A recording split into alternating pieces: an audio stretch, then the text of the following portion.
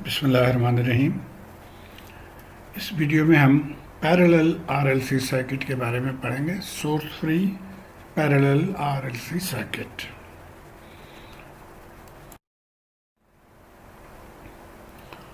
तो ये कॉन्सेप्ट दोबारा हम रिवाइज कर लेते हैं। अगर ये सर्किट है पैरेलल रेजिस्टेंस, इंडक्टर और कैपेसिटर, और इसको अगर एक सोर्स के ज़रिए हम इसको चार्ज कर रहे हैं तो ये कैपेसिटर इंडक्टर चार्ज हो चुके हैं अभी।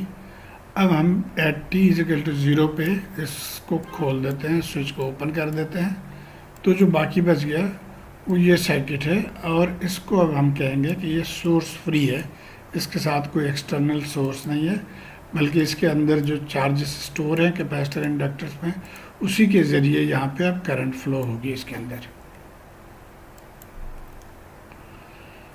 तो तरीका ये है कि हम सबसे पहले KCL इक्वेशंस लिख लेते हैं। यहाँ पे देखें तीनों करंट लीविंग है, सो सम ऑफ द थ्री = हम 0 लिख लेंगे, और फिर हर एक को इन टर्म्स ऑफ वोल्टेज लिख लेंगे। सो IR, अब ये वोल्टेज V यहाँ पे है, वही वोल्टेज यहाँ पे है, वही वोल्टेज यहाँ पे है।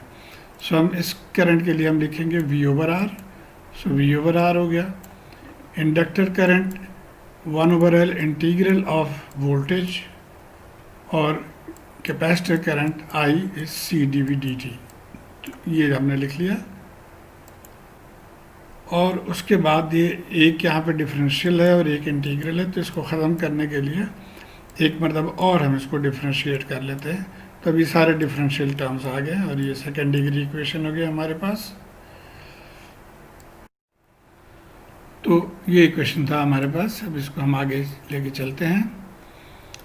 जिस तरह हमने सीरीज़ आरएलसी सर्किट में अस्यूम किया था, यहाँ पे भी हम अस्यूम करेंगे। वहाँ पे हमने करंट अस्यूम किया था, पैरेलल में हम वोल्टेज अस्यूम करते हैं। तो हम अस्यूम कर रहे हैं कि जो वोल्टेज फॉर्म है वो इस टाइप का है, AEST, यानी एक्सपोनेंशियल फॉर्म में है वोल्टेज। और जब इस वोल्टेज को यहाँ पे हम डाल के डिफ्रेंशिएट करेंगे तो हमें कुछ इस तरह का रिज़ल्ट आ जाएगा। इसमें बहुत ज़्यादा सर खपाने की ज़रूरत नहीं है, अगर आप चाहें तो आप फॉलो कर सकते हैं, बिल्कुल यही स्टेप है। और यहाँ से हम AEST कॉमन ले लेते हैं इसमें से। तो अब ये दो टर्म्स आ गए, एक ब्रैकेट के अंदर और एक ये। और यहाँ पे भी हमारी लॉजिक यही है कि चूँकि ये तो हमारा वोल्टेज टर्म है तो ये 0 नहीं हो सकता, देयरफॉर ये टर्म 0 हो जाएगा ताकि रिजल्ट 0 हो। तो हम अब ये कहेंगे कि ये CS² 1/RS और 1/L = 0, और ये हमारा कैरेक्टरिस्टिक्स इक्वेशन है। इसको रीअरेंज करके इस तरह से हम लिख लेंगे। अब ये चूँकि एक क्वाड्रेटिक इक्वेशन है तो इसके दो रूट्स होंगे, इनका नाम हम दे देते हैं 1 और 2, और ये B² - 4AC / 2 ये वाले फार्मूले को इसको इस्तेमाल करके हमें ये रूट्स आ गए। तो हम यहाँ पे थे। अब इसको मज़ीद सिंप्लीफाई करने के लिए हम एक टेक्निक यूज़ करेंगे कि 1/2 RC की जगह पे हम अल्फ़ा लिख लेंगे, और इसकी जगह पे हम ओमेगा लिख लेंगे। ω0 = 1/√LC। तो अब इससे हमारे जो दो रूट्स हैं S1 और S2, वो इस तरह से हम आसानी से लिख सकते हैं।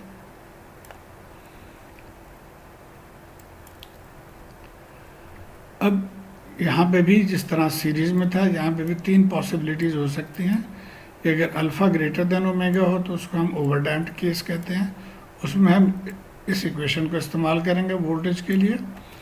अगर क्रिटिकली डैम्प्ड है, यानी अल्फ़ा ओमेगा के बराबर है, तो इस इक्वेशन को हम इस्तेमाल करेंगे। और अगर अल्फ़ा < ओमेगा है तो उसको हम अंडर डैम्प्ड कहते हैं, और उस केस में हम इस इक्वेशन को इस्तेमाल करेंगे। यहाँ पे WD जो है वो इस फार्मूले से मालूम करना होता है। और अगेन उसी रेपिटेशन है सीरीज़ के कि हम ये स्ट्रेटजी फॉलो करते हैं। ये 5 स्टेप्स में हम इसको सॉल्व करेंगे। तो भाई एक सवाल करते हैं। इसमें देखिए ये रेजिस्टेंस की वैल्यू गिवन है, इंडक्टर और कैपेसिटर वैल्यूज़ गिवन है, और इनिशियल कंडीशंस गिवन है। V0 = 5 volt. याद रहे कि जब भी हम V0 की बात करेंगे तो वोल्टेज अक्रॉस द कैपेसिटर है, और जब I0 की बात करेंगे तो करंट थ्रू द इंडक्टर है। तो पहला स्टेप हमने जो 5 स्टेप्स गिनवाए थे उसमें से पहला स्टेप ये था कि for t less than 0 v0 और i0 मालूम करें। अब यहाँ पे चूँकि ये गिवन है ऑलरेडी, तो हम उसी को लिख लेंगे कि v0 5 वोल्ट है और i0 0 वोल्ट है, 0 एम्पेयर है, सॉरी। अब इसमें सेकंड स्टेप ये था कि हमें dv0 dt मालूम करना है थ्रू KCL। हमने in case of a series यहाँ हम KVL के ज़रिए मालूम करते थे, और in case of a parallel अब हम KCL के ज़रिए से मालूम करेंगे dv0। वही इक्वेशन जो KCL इक्वेशन हमने शुरू में लिखे थे, और एग्जैक्टली यहाँ से हम अगर t इक्वल टू 0 डाल देते हैं, क्योंकि हमने एक्चुअली 0 मालूम करना है, तो ये हमारा नया इक्वेशन बन गया। और यहाँ से अब IR0 V0 over R, V जो है वो V0 बन गया, ये V0, तो V0 ओवर R ये I0 है, और ये C dV0 dt। अब V0 की वैल्यू हमें मालूम है 5 वोल्ट, ये V ब्रैकेट में 0 लिखें या V कैपिटल 0 लिखें, एक ही बात है। तो ये 5 वोल्ट है, और I0 जो ये है ये 0 है, तो इनकी वैल्यूज़ हम यहाँ पे पुट कर देंगे। सो 5 ओवर रेजिस्टेंस 1.923, ये 0 हो गया, कैपेसिटर 10 मिली फैरेड है, और dV0, तो यहाँ से हम dV0 कैलकुलेट कर सकते हैं, which is equal to -260 volts per second.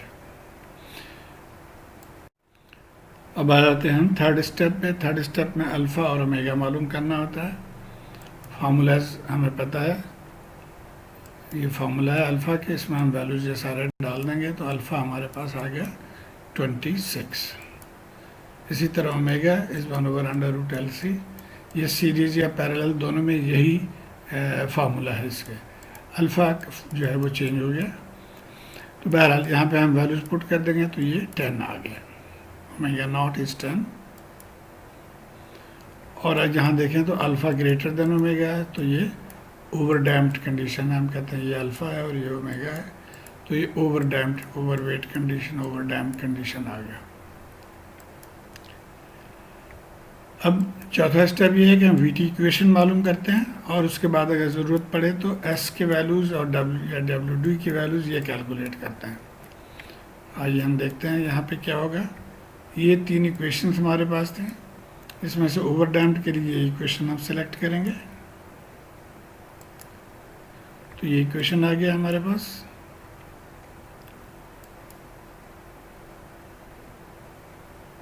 और यहाँ से चूँकि इस इक्वेशन में S1 और S2 हमें ज़रूरत पड़ेगी इसकी, तो S1 S2 हम इस फार्मूले से कैलकुलेट कर लेते हैं, जो कि -2 और -50 है।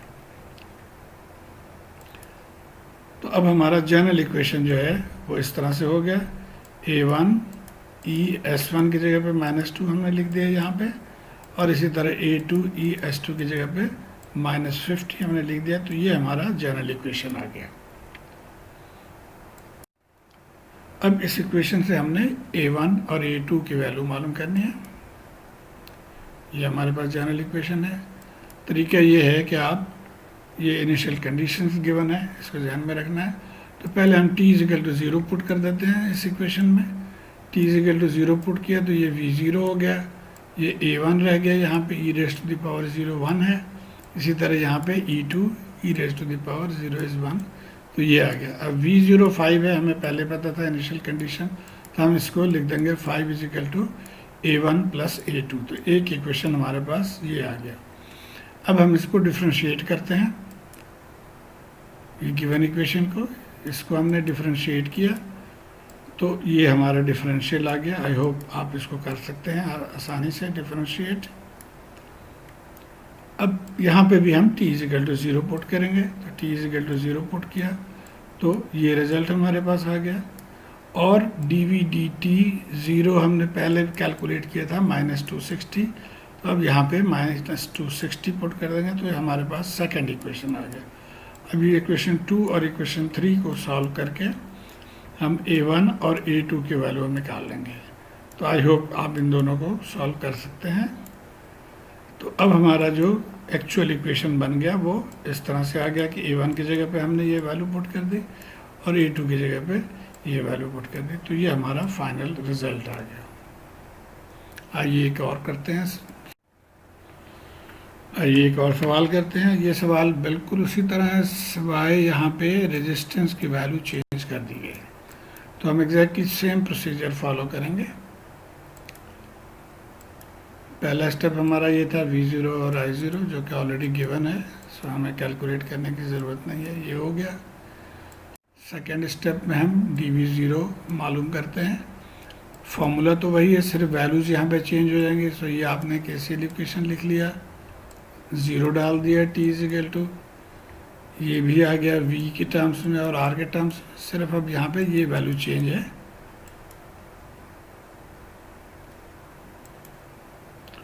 तो यहाँ पे अब हमने न्यू वैल्यू 5 डाल दिया, बाकी ये चीज़ें उसी तरह ही हैं। तो जब यहाँ से कैलकुलेट हमने किया तो अब dV0 dt जो है वो -100 Vs आ गया। Step 3 alpha omega, alpha omega भी चेंज हो जाएगा क्योंकि अब r की वैल्यू यहाँ पे चेंज है। तो अब यहाँ पे देखिए अल्फ़ा 10 आ गया और ओमेगा भी 10 है। तो अब हमने VT इक्वेशन मालूम करना है। तो यहाँ पे अगर हम देखें तो क्या कंडीशन है कि अल्फ़ा और ओमेगा दोनों सेम है जो 10 के बराबर है। तो इसका मतलब ये क्रिटिकली डैम्प्ड केस है, और क्रिटिकली डैम्प्ड केस के लिए हमारा फार्मूला कौन सा होगा, ये फार्मूला है क्रिटिकली डैम्प्ड के लिए। तो इस फार्मूले को हम इस्तेमाल करेंगे। ये हमारा फार्मूला आ गया। अब पहले तो हमने अल्फ़ा की जगह पे हमने ये 10 डाल दिया, तो ये हमारा अब जनरल इक्वेशन आ गई। अब यहाँ से हम A1 और A2 मालूम करेंगे। तो A1 और A2 मालूम करेंगे। General equation t equal to 0 put कर देंगे, t इजिकल टू 0 पुट कर दिया हमने, तो V0 A1 आया, और V0 हमें पता है 5 वोल्ट है यहाँ से, तो इसका मतलब है A1 5 के बराबर आ गया। अब इसको डिफ्रेंशिएट कर लेंगे इस इक्वेशन को। तो ये डिफ्रेंशिएट आप अगर करें तो इस तरह से आ जाएगा, यानी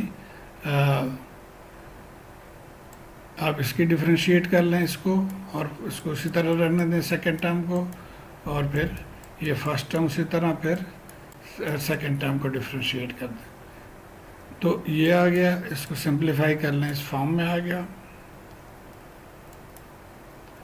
और यहाँ पे भी हम t इजिकल टू 0 पुट कर देंगे इसमें, तो ये हमारे -10a प्लस A2। अब dV dt 0 हम पहले निकाल चुके हैं, दैट इज़ -100 Vs, तो अब वहाँ पे वो पुट कर देंगे यहाँ पे।